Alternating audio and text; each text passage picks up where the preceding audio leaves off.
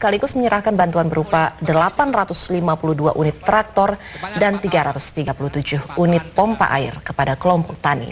Agenda Presiden akan dilanjutkan ke Desa Sonorejo, Kabupaten Sukoharjo untuk melakukan tanam padi menggunakan teknik rice planter. Di Desa Sonorejo, Presiden akan menyerahkan bantuan berupa 831 unit traktor tangan, 148 unit pompa air kepada perwakilan kelompok tani setempat. Saya senang sekali pada pagi hari ini di Jawa Timur, tepatnya di Ngawi, bisa menyerahkan lagi sebanyak traktornya 852 plus pompanya 377. Di tempat yang lain, provinsi, kabupaten, terus kita ini safari membagi terus. Tujuannya apa? Target kita dan moga-moga sebelumnya sudah tercapai, 3 tahun harus swasembada. Perkiraan saya malah nanti belum sudah. Ya pemirsa, hari ini Presiden Joko Widodo melakukan kunjungan kerja ke Ngawi, Jawa Timur. Salah satu agendanya adalah menyerahkan pertan kepada para petani. Untuk mengetahui informasi selengkapnya, kita telah bergabung bersama dengan Firda Siswoyo di Ngawi, Jawa Timur. Firda, bantuan apa saja yang diberikan Presiden Jokowi kepada para petani di sana? Ya, Zakia dan Elvita, bantuan yang diberikan oleh Presiden Jokowi terhadap kelompok tani yang ada di Kabupaten Ngawi ini adalah hand tractor dan juga pompa air ya untuk menunjang produktivitas pertanian yang ada di Kabupaten Ngawi ini. Dan ada sejumlah 34 hand tractor dan juga pompa air yang diberikan kepada kelompok tani yang ada di Kabupaten Ngawi ini. Namun kelompok tani yang terpilih saja yang bisa menerima hand tractor dan juga pompa air ini berdasarkan keaktifan dan kualitas dari hasil pertanian kelompok tani tersebut.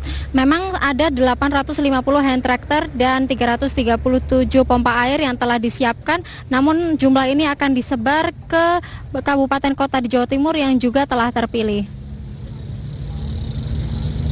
Zakia, Elvita. Ya, Firda, lalu apa reaksi warga setelah menerima bantuan tersebut? Ya, warga Kabupaten Ngawi khususnya menyambut dengan sukacita bantuan Al-Sintan ini. Dan untuk mengetahui bagaimana reaksi kelompok tani, saat ini saya sudah bersama dengan Pak Jarwoto selaku Ketua Kelompok Tani Srimentas. Selamat siang, Pak. Selamat siang. Pak, sudah mendapatkan bantuan berupa traktor dan juga pompa air. Apa rencana ke depan Anda dan kelompok tani Anda, Pak, untuk mendukung program swasembada pangan ini? Rencana saya adalah memanfaatkan bantuan ini sebaik-baiknya dengan harapan untuk membantu pemerintah swasembada pangan sehingga target yang diharapkan dapat tercapai dengan baik. Berarti ini siapa untuk swasembada pangan yang akan ditempuh dalam 3 tahun ke depan, tahun 2017? Ya, pada dasarnya kami belum siap karena peralatan yang diberikan ya terbatas, apalagi di desa saya itu ada 9 kelompok dan 1 kelompok yang dapat, sehingga masih kurang. Dan juga masalah obat-obatan ini, sehingga banyak sekali tanaman padi yang sudah bagus ternyata harus kandas di tengah jalan karena hama penyakit. Jadi harapannya ya untuk pemerintah selain memberikan hand tractor ini dan juga pompa air ini apa? Harapan dari pemerintah yang saya harapkan adalah ya mulai dari peralatan termasuk benih yang lebih-lebih lagi. Banyak kegagalan petani itu ada pada masalah penyakit. Sehingga kami selaku petani juga pengurus kelompok tani yang saya harapkan adalah ini utama sekali dan ini adalah penting, yaitu obat-obatan dan juga partisipasi dari penyuluh pertanian, terutama bagian masalah hama penyakit.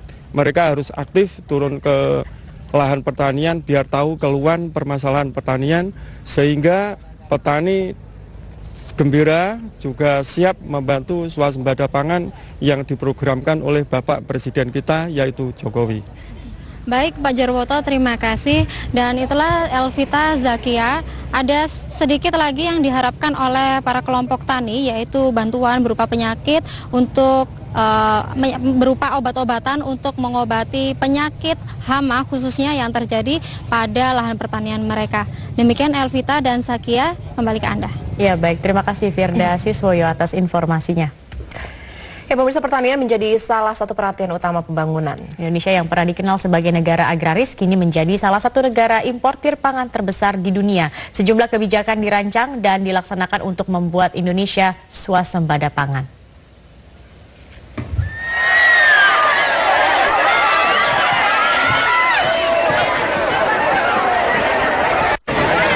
Beri waktu saya 2 tahun, gini.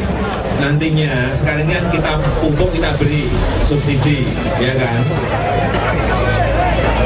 Ini juga, tetapi nanti setelah 2 tahun itu stop.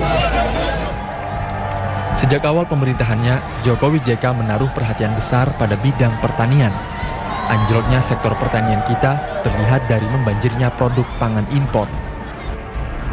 Saat ini 65% kebutuhan pangan untuk 250 juta rakyat Indonesia adalah hasil impor. Kita mengimpor sekitar 600.000 ton beras dari negara-negara seperti Vietnam, Thailand, Myanmar, India, dan Pakistan. Ironisnya, 2 negara terakhir yakni India dan Pakistan dulunya pernah menerima bantuan pangan dari Indonesia. Inilah yang menjadi keprihatinan pemerintahan Jokowi JK.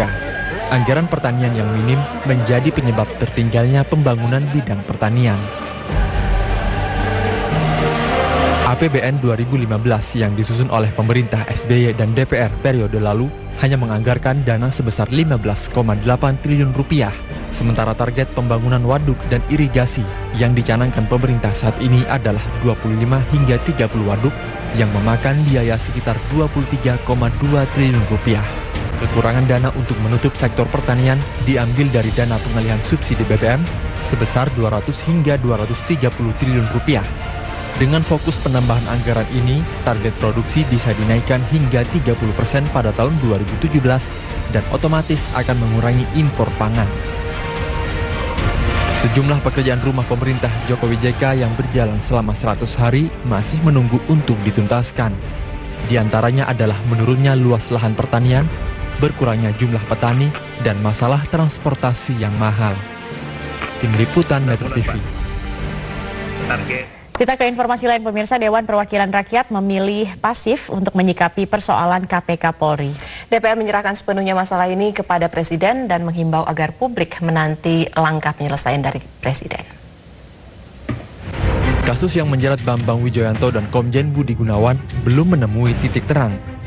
Dewan Perwakilan Rakyat belum akan mengambil sikap apapun, termasuk tidak akan memanggil kedua institusi penegak hukum sebagai mitra kerja di Komisi 3. Komisi 3 DPR mengimbau agar publik menghormati langkah yang akan ditempuh Presiden. Komisi 3 hukum ya kita udah melaksanakan undang-undang. Pelaksanaannya itu kami serahkan kepada Presiden. Tentu Bapak Presiden mempunyai pandangan-pandangan hukum tersendiri. Saya hanya menggarisbawahi kebijakan Bapak Presiden harus sesuai ketentuan undang-undang. Ini kan ada situasi yang tidak normal, ya, ada situasi yang tidak normal. Nah, tentu dalam ketidaknormalan inilah Presiden harus bisa mengambil sikap yang tegas. Nah, artinya semua tahapan sudah dilalui. Nah, lalu kemudian ada persoalan hukum, maka Komisi 3 tentu menyerahkan lagi kepada Presiden. Pemerintah melalui Menteri Dalam Negeri Cahyokumolo menegaskan tetap akan memperhatikan sikap DPR karena secara etika Presiden harus menjaga stabilitas politik nasional. Tentu Presiden memperhatikan keputusan politik ini.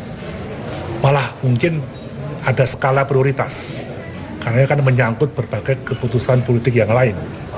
Sedang pembahasan APBNP, ada beberapa hal-hal yang harus dipersiapkan. Saya yakin Presiden mendengar apa aspirasi politik. Bagaimana ketemu dengan Pak Prabowo salah satunya, ketemu dengan ketua-ketua yang lain untuk bagaimana supaya secara politik ini stabil. Kan apapun keputusan politik pemerintah ini kan ada yang tergantung dengan DPR. Saat ini Presiden dihadapkan dengan berbagai pilihan untuk menyelesaikan kasus 2 petinggi KPK Polri. Opsi yang kuat antara lain mengajukan calon Kapolri baru ke DPR atau menunggu proses pra-peradilan Komjen Budi Gunawan. When you taste it.